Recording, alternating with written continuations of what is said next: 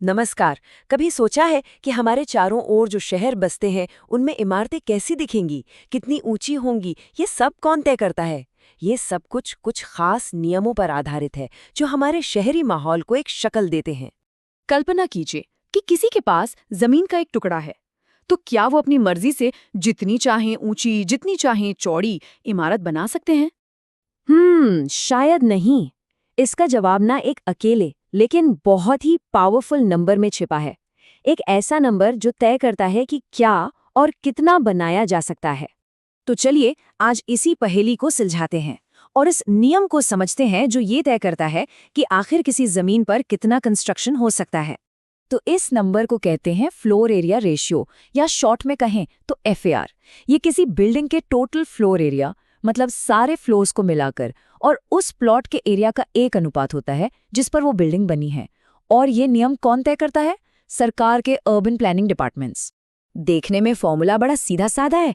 Building का total covered area लीजिए, उसे प्लॉट के एरिया से डिवाइड कर दीजिए और बस आपको FAR मिल जाएगा।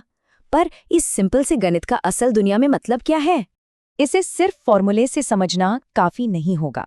आइए एक बहुत ही आसान से उदाहरण से इसको और अच्छे से समझते हैं। तो मान लेते हैं एक 10,000 स्क्वायर फुट का प्लॉट है और सरकार ने वहां के लिए FAR तय किया है 2.0। अब इसका मतलब क्या हुआ? सीधा सा हिसाब है। 10,000 को 2 से गुणा कर दीजिए, यानी 20,000 स्क्वायर फुट। मतलब इस जमीन पर टोटल 20,000 स्क्वायर फुट तक का कंस्ट्रक्शन किया जा सकता है। अब देखिए, ये 20,000 स्क्वायर फुट बनाने के ना कई तरीके हो सकते हैं। पहला ऑप्शन, पूरे के पूरे 10,000 स्क्वायर फुट प्लॉट को कवर करते हुए 2 मंजिल की बिल्डिंग बना दी जाए। हो गया ना 20,000। यहाँ भी FAR 2.0 का नियम एकदम फिट बैठता है। अच्छा, अब दूसरा ऑप्शन देखते हैं। मान लीजिए सिर्फ आधे प्लॉट पर, यानी 5,000 स्क्वायर फुट पर ही बिल्डिंग बनाई, लेकिन उसे 4 मंजिल का बना दिया। अरे वाह, यहाँ भी टोटल एरिया 20,000 स्क्वायर फुट ही हुआ। FAR का नियम भी नहीं टूटा और सबसे अच्छी बात क्या हुई? आधी जमीन खुली रह गई। तो मुद्दे की बात क्या है? मुद्दे की बात यह है कि FAR ये तय नहीं करता कि बिल्डिंग का शेप कैसा होगा। वो बस ये कंट्रोल करता है कि टोटल कितना एरिया बनाया जा सकता है। मतलब बिल्डर के पास डिजाइन की पूरी आजादी है कि बिल्डिंग को ऊंचा बनाना है या चौड़ा। अब FR के साथ साथ एक और शब्द अक्सर सुनने में आता है, FSI। तो क्या ये दोनों अलग अलग चीजें हैं या फिर एक ही कहानी के दो नाम हैं? चलिए इसका भी पता लगाते हैं। तो बात यह है कि फ्लोर एरिया रेशियो यानी FAR और फ्लोर स्पेस इंडेक्स यानी FSI असल में एक ही चीज है। कॉन्सेप्ट बिल्कुल सेम है, फर्क बस नाम का और लिखने के तरीके का है। जैसे दिल्ली में FAR को अक्सर परसेंटेज में लिखते हैं, 120, 200, 400। वहीं बैंगलोर में FSI को एक नंबर की तरह लिखते हैं, 1.75 या 3.35, पर मतलब दोनों का एक ही है। हाँ, एक बात और, FAR भले ही मेन नियम हो, पर ये अकेला नहीं है। इसके अलावा भी कई और लोकल नियमों का ध्यान रखना पड़ता है। जैसे सेटबैक, मतलब बिल्डिंग के चारों तरफ कितनी जगह छोड़नी है। ग्राउंड कवरेज की भी लिमिट होती है। और हाँ, पार्किंग की जरूरतें भी पूरी करनी होती हैं।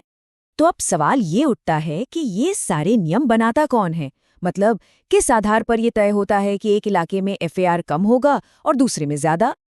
देखिए, किसी शहर का FAR तय करने के पीछे कई वजहें होती हैं। सबसे पहली तो है आबादी। जहां ज्यादा लोग हैं वहां ज्यादा FAR की जरूरत हो सकती है। फिर आता है शहर का विकास। जहां नौकरियां हैं, बिजनेस बढ़ रहा है, वहां भी FAR बढ़ाना पड़ता है। और सबसे जरूरी चीज, इंफ्रास्ट्रक्चर। क्योंकि अच्छी सड़कें, पानी और बिजली की सप्लाई होगी, तभी तो वो इलाका ज्यादा कंस्ट्रक्शन का भार उठा पाएगा, है ना? अब जब हम इस नियम को अच्छे से समझ गए हैं, तो ये भी देख लेते हैं कि ये सिर्फ एक कागजी नंबर नहीं है। इसका सीधा और गहरा असर हमारे शहरों पर और हमारी जिंदगी पर पड़ता है। सोचिए, जब किसी इलाके का FAR बढ़ाया जाता है तो क्या होता है? सबसे पहले तो वर्टिकल डेवलपमेंट, यानी ऊंची ऊंची इमारतें बनने लगती हैं। फिर जाहिर है, कम जगह में ज्यादा लोग रहने लगते हैं, यानी पॉपुलेशन डेंसिटी बढ़ जाती है। और इसका सीधा दबाव किस पर पड़ता है? शहर के इंफ्रास्ट्रक्चर पर। मतलब ट्रैफिक, बिजली, पानी, सब पर लोड बढ़ जाता है। इसका मतलब साफ है, किसी शहर का FAR बदलना कोई छोटा मोटा फैसला नहीं है। ये एक बहुत बड़ा फैसला है जिसे शहर के इंफ्रास्ट्रक्चर के विकास के साथ बिल्कुल कदम से कदम मिलाकर चलना चाहिए, वरना शहर की पूरी व्यवस्था ही गड़बड़ा सकती है।